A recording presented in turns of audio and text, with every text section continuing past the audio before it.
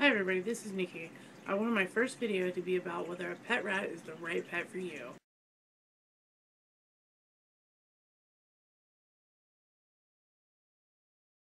There are many places you can get a pet rat. The most common would be at your local pet store. These stores are questionable at best because usually they don't keep very good care of their pet rats, and a lot of the times they can end up with a lot of health problems. But most of my pet rats have come from local pet stores, and they made very, very good pets. You can also get your pets from a local rat rescue. They're the most common and the best place probably to get your pet because they are being very well taken care of, and there's millions of pet rats out there that need a good home. The third place you can get a pet rat is sometimes at your local humane society. I've seen a few come through mine. It's very rare, but most people do end up getting their pets from our local pet store.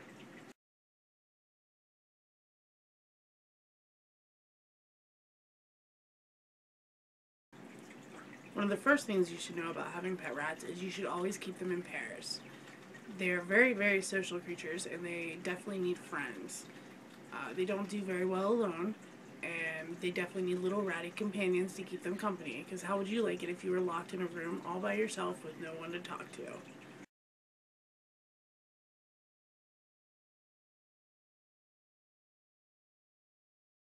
One of the first things you need to keep in mind when you first decide to get a pet rat is where you're going to keep your rat. You definitely do not want to keep your rat in an aquarium. This is a common first mistake by pet rat owners. You definitely want a nice, decent sized cage, and the more rats you have, the bigger you want your cage to be. One of the best rat cages on the market today is the Critter Nation, which is behind me here, which you will see. There's lots of room. You can keep, I believe it's up to 12 rats. I currently keep 4. They come in single and double units, which are the single is a half the size of this cage, and a double is this one behind me.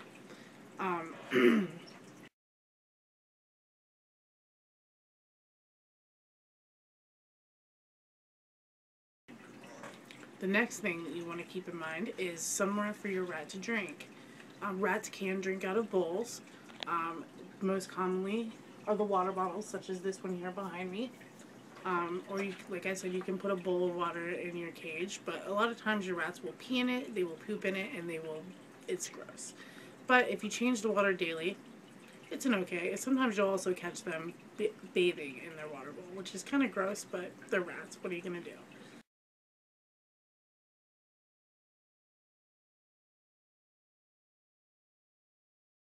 The next thing is a food bowl. You can have a plastic food bowl, you could have a glass food bowl, or you could have a ceramic. I prefer the ceramic, such as this one up here. I'll insert a picture if you can't see.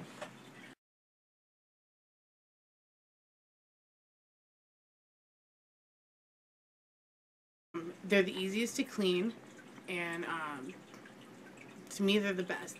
They're very heavy, so the rats can't knock them over too easily, and the best part is they won't chew on them.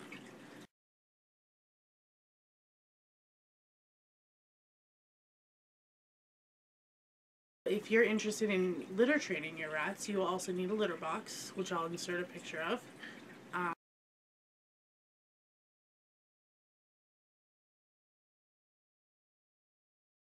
Um, chances are, if you get a plastic litter box, they're going to chew on it. Some rats will not be easily litter trained. It does take a lot of work, and even with a lot of work, some rats just won't. You can't litter train them. I'll have a separate video on how to litter train your rats in the future, so stay tuned for that.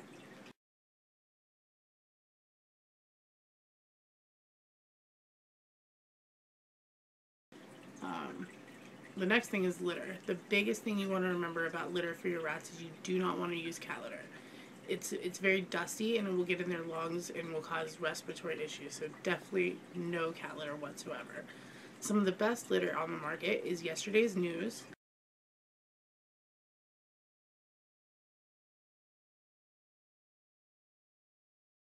As well as Carefresh. I use both regularly depending. I know Walmart sells an off-brand of the Carefresh, which is pretty cheap and it does just as good of a job in my opinion.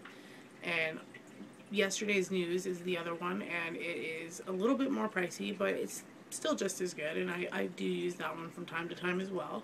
Another form of litter that you can use is aspen wood shavings. You definitely never want to use pine because of the oils in the pine will irritate their respiratory organs.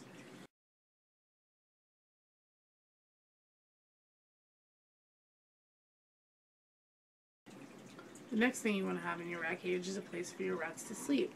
You can buy already made hammocks from your pet store. They're usually marketed for ferrets, but they work for rats too. There's a lot of places online where you can buy them handmade from people. These are also very good alternatives. I will warn you, however, most rats will chew the hammocks and you'll have to replace them from time to time. But they are washable and reusable, so that's a good choice to make. Another thing you can do is take any old clothes you have laying around and just throw them in the cage. And they will rip them up, tear them up, chew them up, and they will make their own bedding. Don't worry.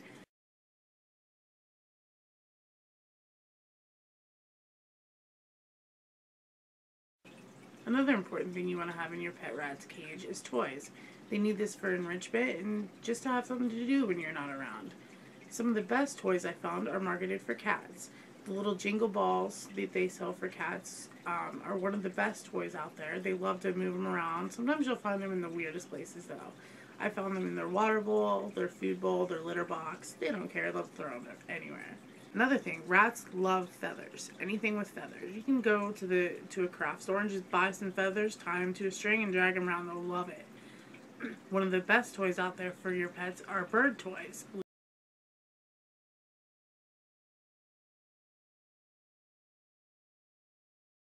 Believe it or not. You can hang them anywhere in their cage. They love to chew on them. Sometimes they have little bells on the bottom that they can ring. They're absolutely one of the best toys, and I have several of them in my rat cage right now.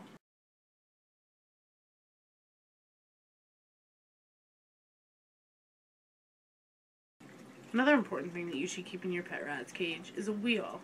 They love to run, especially little girls. Boys can be kind of lazy sometimes, but I still always put a wheel in there. Every now and then you'll get a random boy who does love to take a little stroll. My girls absolutely love their silent spinner. It's one of the best ones on the market.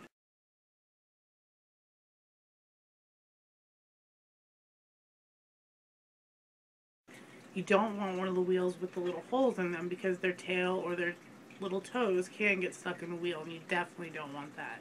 So if you're on the market for a wheel, definitely look for one that's solid. The silent spinners are pretty good, although I'll warn you, sometimes they're not always as silent as you think they would be. And because sometimes the silent spinner isn't always so silent, every now and then I have to take mine off and put a little Vaseline, but that usually fixes it right up.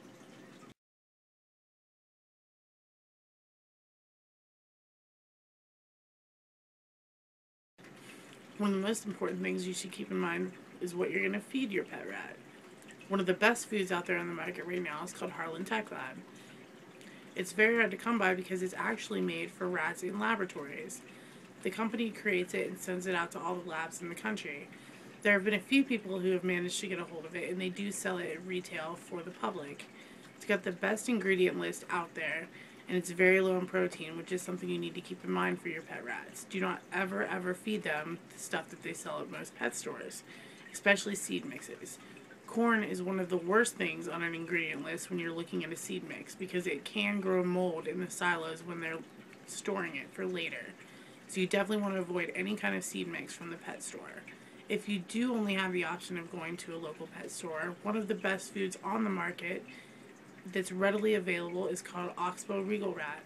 A lot of people have had trouble with their rats eating this because the flavor. I've heard that recently the company has revamped the flavor and allowed more rats to eat it. So all in all, those are the two best choices for your rats if you can get a hold of them. They are available online if you look hard enough. I know that Oxbow Regal Rat is also available on one of the pet store websites that I'll link below. Another thing for your food is you want to also include a nice healthy mix of fruit and vegetables for your rats. The only thing is male rats cannot have any kind of citrus fruit whatsoever. So keep that in mind. If you have male rats, don't feed them any kind of oranges or pineapples or limes or anything like that. but any other fruit and vegetable is pretty much acceptable. Do not ever feed your rats the seeds in the middle of fruits. Make sure you remove those first.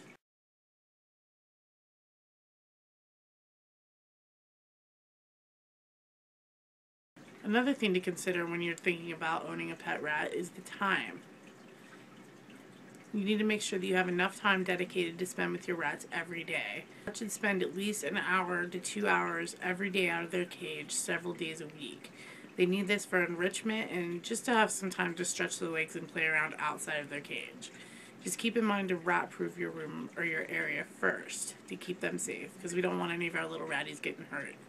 Another thing is you're going to have to take the time every week to clean your rat cage. This could take anywhere from 20 minutes to an hour depending on your cage setup, but it's very, very important to keep your rat's environment very clean.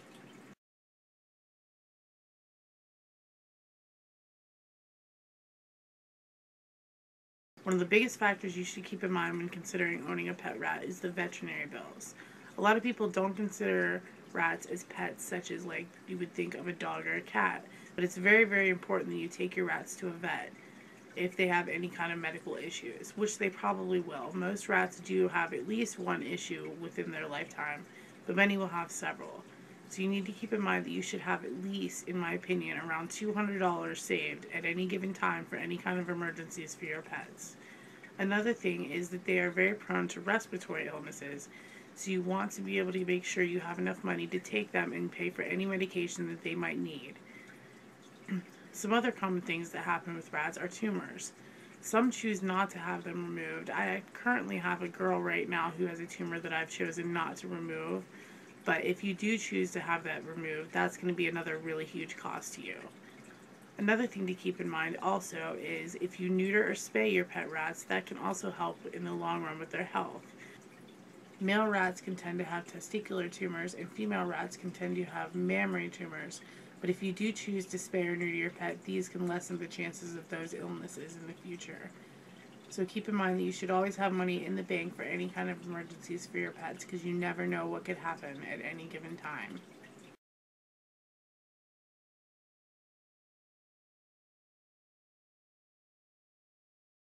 One of the biggest questions that I've heard in the rat community is, are pet rats good for children as pets? I would say yes, as long as you teach your children the importance of taking very good care of their pets, as well as taking the time every day to spend with them. And also you're going to need to teach them the importance of keeping a healthy environment for them, including cleaning their cage and making sure they have fresh food and water on a daily basis.